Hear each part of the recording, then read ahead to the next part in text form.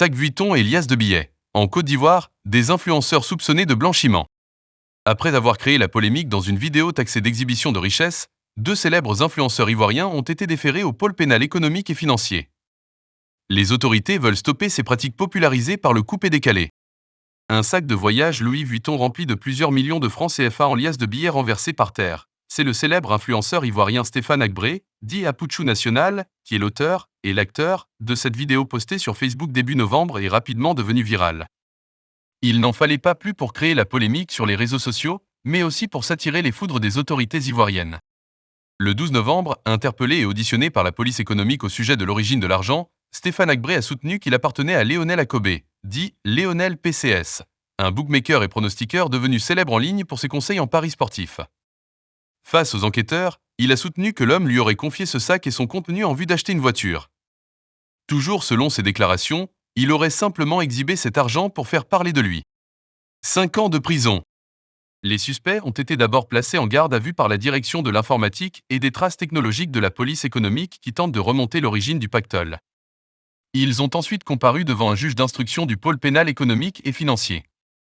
Ce 14 novembre, Stéphane Agbré, Lionel Akobé et 3 autres individus ont finalement été déférés au parquet près du pôle pénal économique et financier. Une information judiciaire a été ouverte à leur encontre pour des faits d'infraction à la réglementation des relations financières extérieures des États, de blanchiment de capitaux, de prise de paris illicites sur les réseaux de communication électronique et de transfert d'argent dans le cadre de jeux d'argent illicites, indique un communiqué de la procureure de la République, Nina Claude Michel Kamagat, daté du 14 novembre. Selon ce même communiqué, ces faits sont prévus et punis par les articles de la loi sur le contentieux des infractions à la réglementation des relations financières extérieures des États membres de l'UEMOA, les articles de l'ordonnance relative à la lutte contre le blanchiment de capitaux et le financement du terrorisme, ainsi que les articles de la loi relative à la lutte contre la cybercriminalité. Le texte précise également que cette information judiciaire ouverte permettra de déterminer l'origine des fonds exhibés et d'établir le caractère licite ou non des mis en cause. Les suspects sont passibles d'une peine de prison pouvant aller jusqu'à 5 ans et d'une amende de 246 millions de FCFA, 375 000 euros.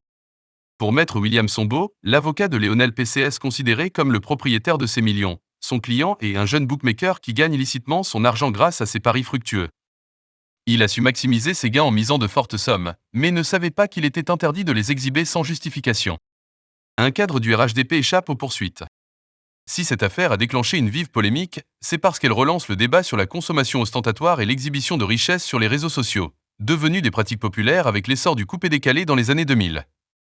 Plusieurs internautes ont profité de l'occasion pour remettre en lumière d'anciennes affaires, en rappelant notamment le cas d'Alpha Yaya Touré, le député de Kolia, qui s'était filmé en mars 2020 avec une somme d'argent estimée à près d'1 milliard de francs CFA. Le cadre du Rassemblement des oufouettistes pour la démocratie et la paix, RHDP au pouvoir, s'était alors contenté d'expliquer que cette somme était prévue pour une promotion immobilière, sans en justifier réellement la provenance. Il avait échappé aux poursuites. En juillet dernier, le GAFI, Groupe d'action financière, vigie internationale de la lutte contre le blanchiment de capitaux et le financement du terrorisme, a mis la Côte d'Ivoire sur sa liste grise des pays sous surveillance renforcée. Le gouvernement ivoirien s'était engagé à redresser la barre sur plusieurs points, dont la consolidation de la coopération internationale dans les enquêtes et l'application de sanctions exemplaires en cas d'infraction, ce qui pourrait expliquer la promptitude de la justice ivoirienne à réagir dans cette affaire.